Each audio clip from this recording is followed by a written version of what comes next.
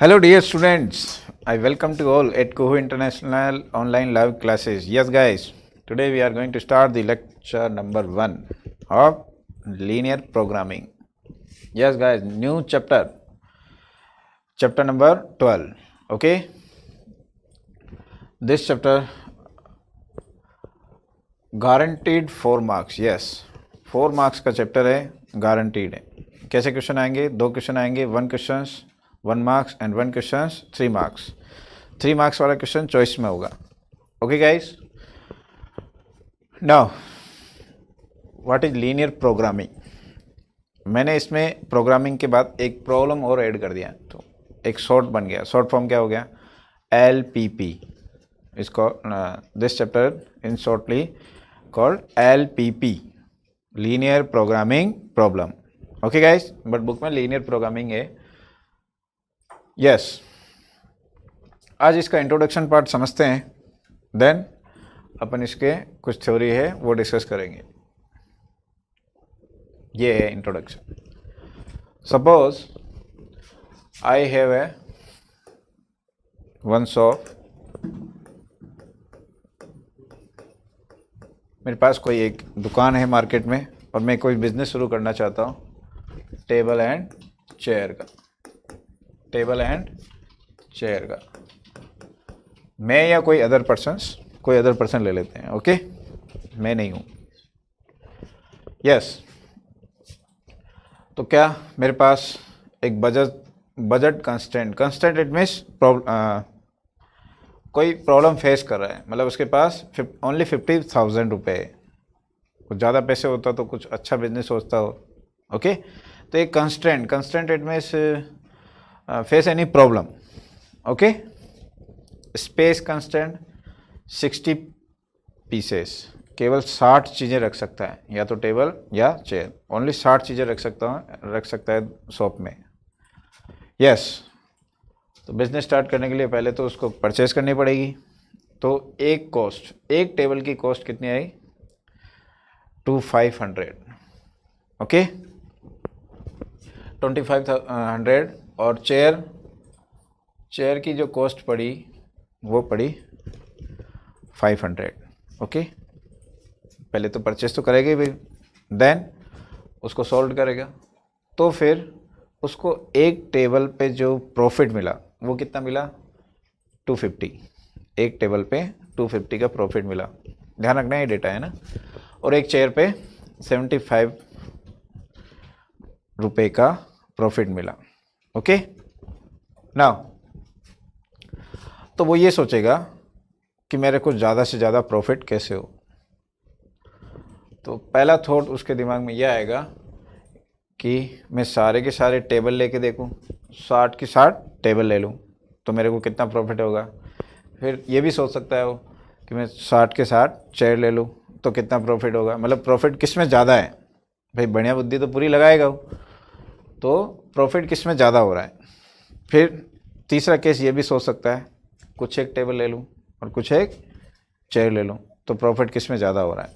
तो यही है बस इस चैप्टर का मेन मोटो. यही है कि जब भी आप कोई बिज़नेस शुरू करो तो ऐसी कोई प्रॉब्लम आए तो उससे कैसे सॉल्यूशन निकालो आप, है ना. तो ध्यान से पढ़ना, काम आएगी आपकी लाइफ में. Yes, first case first. सारी परचेस लेता है, सारी टेबल परचेस करता है. सारी यानी 60 टेबल्स परचेस करेगा, बिकॉज उसके पास जगह की प्रॉब्लम थी. केवल 60 मतलब वस्तु रख सकता है. ओके, 60 ऑब्जेक्ट्स रख सकता है. नाउ तो टोटल अगर टेबल्स खरीदता है, सुनो, सारी टेबल्स खरीदता है तो टोटल उसके पास 50,000 रुपये थे. ओके, 50,000 में अगर वो सारी टेबल के बारे में सोच रहा है, मतलब पूरे 50,000 रुपये उसने टेबल पे लगा दिए और एक टेबल पड़ी थी 2500. ओके, तो कितनी नंबर ऑफ टेबल्स आएगी? Number of tables 20. Okay, now profit कितना हुआ? 20 इंटू 250, तो कितना हो गया 5000। अगर वो सारी टेबल लेने की सोचता है, अब सारी इट मीन्स ये नहीं कि सर 60 पीस थे, 60 पीसेस रख सकता है, आपने तो 20 ही खरीदी, अरे तो उसके पास मनी भी तो ख़त्म हो गई ना। वो क्या सोचता है, सारी टेबल लो, 50 के 50,000 उसने टेबल में लगा दिए। अब कुछ खाली जगह रह जाएगी तो रह जाएगी, पैसे तो है नहीं ना कि ज़्यादा टेबल ले हो, 50,000 रुपये थे, तो this is money constant. Okay, now second case, suppose वो सारी चेयर खरीदता है, तो कितनी चेयर खरीद पाएगा, पूरे 50,000 चेयर में लगा दिए, 1 चेयर थी 500, तो ये हो गया 100 चेयर। लेकिन 100 चेयर तो परचेस कर ही नहीं पाएगा, बिकॉज उसके पास जगह ही 60 की है। तो क्या करेगा, 40 का ऑर्डर मना कर देगा वो कि मेरे को तो 60 ही चाहिए। यस, तो प्रॉफिट कितना हुआ, तो प्रॉफिट हुआ उसको 75, 60 इंटू 75, तो 6 बाई 30, 6 7 42, 42 प्लस 5 3 45। यस, इसमें मिल रहा है 5000 और इस पे 4,500 मिल रहा है। ओके, तो प्रॉफिट किस में ज़्यादा है, टेबल्स लेने में ज़्यादा प्रॉफिट मिल रहा है। बट वो तीसरा केस ये भी सोचेगा कि कुछ एक, जैसे मान लो उसने 10 टेबल ली, ओके, और टोटल 60 पीस लेने थे, तो कितनी चेयर लेगा, 50। ओके गाइस, तो प्रॉफिट कितना हुआ इस पर, प्रॉफिट 250 इंटू 10। ओके, तो ये प्रॉफिट हो गया इस पर। नाउ 75, इसका प्रॉफिट कितना हुआ, 75 इंटू 50, तो कितना हो जाएगा 5 5 5 25 35 37। ओके, नाउ दोनों प्रॉफिट को ऐड करके देखो,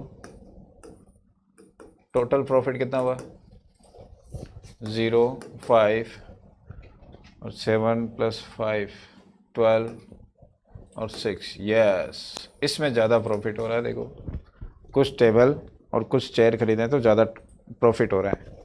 ओके, तो बस यही है। अपन क्या करेंगे इस चैप्टर में, अपन लेट करेंगे, सपोज एक्स टेबल ली, ओके, और वाई चेयर ली, तो उसके पास क्या ऑब्जेक्टिव फंक्शन, यस, कुछ टर्म्स आएगी इसमें, इस चैप्टर में कुछ टर्म्स आएगी, वो कौन कौन सी आएगी मैं बता रहा हूँ अभी। तो सुनो, इस चैप्टर में अपन ये करने वाले हैं, सपोज एक्स टेबल परचेज करी, वाई टेबल परचेज करी, तो टोटल मनी किसके इक्विवेलेंट होगी, 2500 into x plus 500 into y is equal to नहीं करेंगे, बिकॉज ये 50,000 जो थे उससे लेस, मतलब ये जो टोटल मनी आई या तो उसके बिल्कुल खर्च कर देगा या थोड़ा बहुत बचेंगे उसके पास पैसे। भाई उसका किराया भाड़ा भी चाहिए, जो भी ऑब्जेक्ट मंगवाएगा उसका किराया भाड़ा भी चाहिए। ओके, यस गाइस, तो ये तो हो गया कंस्ट्रेंट। एक कंस्ट्रेंट, ये कंस्ट्रेंट क्यों लिखा, क्योंकि पैसों से रिलेटेड कोई प्रॉब्लम होती है ना, कोई बिजनेस शुरू करते हैं तो पैसों से रिलेटेड प्रॉब्लम होती है और एक जगह की प्रॉब्लम होती है। तो टोटल स्पेस क्या था, कितनी चीज़ें अपन ने खरीदी, एक्स और वाई, तो total space x plus y less than equal to 60, खाली रह सकता है बट ग्रेटर देन नहीं होगा ये। ओके, और ये है ऑब्जेक्टिव फंक्शन जिसको मैक्सिमाइज करना होगा। प्रॉफिट को क्या होता है, मैक्सिमाइज करना है, और मान लो कभी कॉस्ट से रिलेटेड क्वेश्चन आएगा तो कॉस्ट का क्या होगा, मिनिमाइज होगा। ओके, तो दिस कॉल्ड ऑब्जेक्टिव फंक्शंस। तो क्या क्या टर्म्स आते हैं इसमें, फर्स्ट आता है decision variable. Decision variable, what is decision variable, This unknown variable is called, this unknown x and y are called decision variable. Okay, second आता है इसमें ऑब्जेक्टिव फंक्शंस. ऑब्जेक्टिव फंक्शन जिसका मैक्सिमाइज करना है, जिसका मिनिमाइज करना है, दो ही क्वेश्चन होंगे, या तो मैक्सिमाइज या फिर मिनिमाइज, वो होंगे objective functions which is denoted by z max, z max या फिर z min. Okay, this called objective function. Third constraint. Third क्या होगा? Constraint. Constraint it means inequality are called constraint.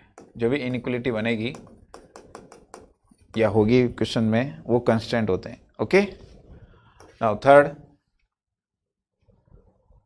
feasible region. Feasible region. Feasible region, it means the common area of graph of the all constraint. Yes, graph बनाना पड़ेगा इनका. Constraint का हमेशा क्या होता है? ग्राफ बनाना पड़ेगा. तो ग्राफ सिखाऊंगा पहले, उसके बाद अपन इस चैप्टर में आएंगे. डोंट वरी, है ना. पहले इनके ग्राफ सीखेंगे अपन, ग्राफ कैसे बनते हैं. तो पहले डेफिनेशन सुन लो क्या है. Feasible region is a common area of the graph of all inequality.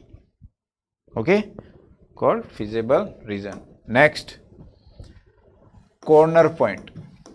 Corner point. What is corner point? The vertex of the feasible region is called corner point. Next, optimal solutions. Optimal solutions. Optimal solution it means या optimal value. Optimal solution या फिर optimal value. Optimal value लिख दो इसमें. Optimal value it means the maximum value of objective functions at the corner point is called optimal value. जो भी corner point आए उसको ऑब्जेक्टिव फंक्शन में पुट कर लो, कौन सा मैक्सिमम वैल्यू आ रही है वही ऑप्टिमल वैल्यू हो जाएगी. ओके, तो ये कहानी है इस चैप्टर की. तो क्या क्या टर्म्स होगी? ये टर्म्स होगी जो अभी मैंने आपको बोली है. तो एज इट इज़ इसको नोटबुक में राइट करना है आपको. ओके, अब इसमें अपन को ग्राफ बनाना है. ये देखो, रिकॉलिंग लीनियर इनइक्वलिटी. ग्राफ कैसे बनता है वो मैंने यहाँ पर लिखा रखा है. ऐसे बनते हैं ग्राफ, इसको मैं समझा रहा हूँ. ओके, राइट कर सकते हो. ग्राफ ऑफ लीनियर इनइक्वेशन या इनइक्वलिटी. यस, अपन तीन तरह की इनइक्वलिटी पढ़ेंगे, मतलब तीन तरह के ग्राफ पढ़ने वाले हैं.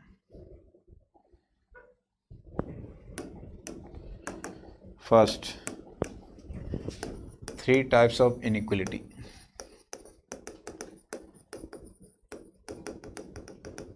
First, inequality. Inequality कौन सी होगी? In linear polynomial. Linear polynomial. What is linear polynomial? A polynomial in terms of 1 degree. Linear polynomial को या linear equation सही रहेगा. Okay, linear equation. What is linear equation? The 1 degree of x and y is called linear equations. तो 1 degree equation क्या होगी?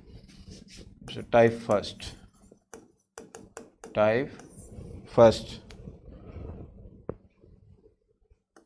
A line passes through origin. एक ऐसी line का डायग्राम बनाना है जो ओरिजिन से पास होती है. अब कैसे पता चलेगा कौन सी लाइन ओरिजिन से पास होती है? पहले बताओ लाइन क्या होती है. An equation 1 degree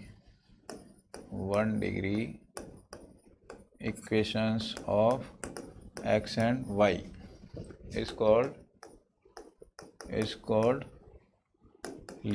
line of equation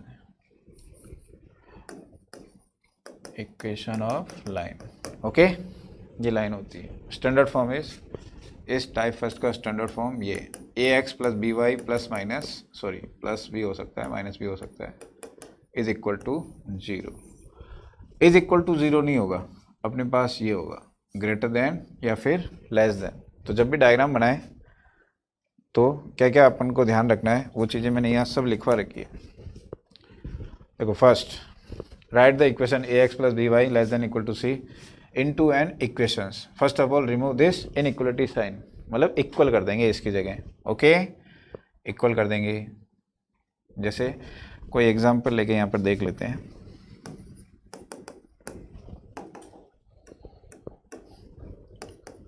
draw the graph of inequality 3x minus 2y plus 6 less than equal to 0. Okay guys, so first of all convert this inequality in equations. What is equations? What is equation? A expression having a equal sign known as equation. What is inequality? An expression having less than, greater than, less than or equal to, greater than or equal to signs. Okay, so first of all this inequality convert into line 3x minus 2y plus 6 is equal to 0. Yes guys, अब आपके बचपन की बात है। यहाँ पर इसका diagram ऐसे बनेगा। 2 पॉइंट बनाने हैं बस, ऐसे नहीं कि छोटी क्लास में आप बहुत सारे पॉइंट ले लेते थे। 2 पॉइंट सफिशिएंट है। x की वैल्यू 0 पुट करनी है हमेशा। इस टाइप के लिए कह रहा हूँ मैं, टाइप फर्स्ट चल रही है भाई। Okay, 0, y also 0, put x equal to 0, then value of y is equal to, value of y is equal to कितना हो जाएगा 3। Okay, x equal to 0, then y is equal to 3। Okay, now कैसा आया 3 समझ में आ गया? 2y is equal to -6 divide कर लिया ना। अच्छा, इसमें अब आपको डायरेक्ट देखना है ओरल क्या आ रहा है, ऐसे नहीं कि उसमें पुट कर रहे हो फिर इसको लिख रहे हो 2y is equal to -6 minus 2y is equal to divide कर रहे हो फिर इसको लिख रहे हो 3। ऐसे नहीं, बिल्कुल नहीं करोगे ये काम। डायरेक्ट लिखना है, direct. Okay, yes, put y equal to 0, तो x equal to -2, x equal to -2, correct? Yes, -2। थोड़ा अपन क्वेश्चन को चेंज कर लेते हैं, यहाँ पे लिख लेते हैं माइनस, क्योंकि डायग्राम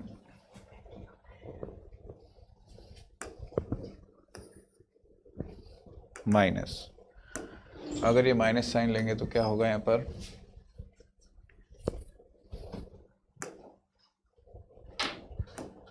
ये minus, x equal to 0, y equal to क्या हो जाएगा अब? -3, 0,3। मैं क्या सोच रहा हूँ इस क्वेश्चन में कैसे क्वेश्चन होंगे वो देख रहा हूँ मैं, है ना। तो 0, -3 ये, और ये क्या हो जाएगा 2 + 2, 0, 0, -3 + 2, 0। इसको भी प्लस लो, मतलब इस चैप्टर में ऐसे ही क्वेश्चंस होंगे, इसलिए करेक्शन कर रहा हूँ। यस, इसका डायग्राम बना रहे हैं आप, तो ये हो जाएगा, यस करेक्ट, 0,3 एंड 2,0। कौन से पॉइंट आए? 0,3 एंड 2,0, 0,3 और 2,0। लिखने की जरूरत नहीं है, दिख रहे हैं आप। यस, तो x y एक बना लें। ग्राफ मिलेगा इसमें एग्जाम में आपको, है ना, बाकायदा ग्राफ मिलेगा।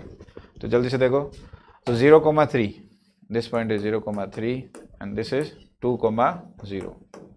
इसको ज्वाइन कर लो, ये हो गया। और इक्वेशन लिख दो, कौन सी इक्वेशन थी? इक्वेशन बोलते हैं इसको। ओके, नाउ अब मज़ेदार बात है, इक्वल साइन होता है ना तब ऐसे डार्क लाइन, और इक्वल साइन नहीं हो तो फिर वो डॉटेड लाइन आती है। वो ये कह रहा है इधर, है ना, नॉट कंसिडर वगैरह, है ना। यहाँ पर आ जाओ, चूज ए पॉइंट कोई सा भी पॉइंट चूज कर सकते हो। अब ये ग्राफ बनाने के बाद आप इनइक्वलिटी पे आ जाओ। इनइक्वलिटी क्या थी?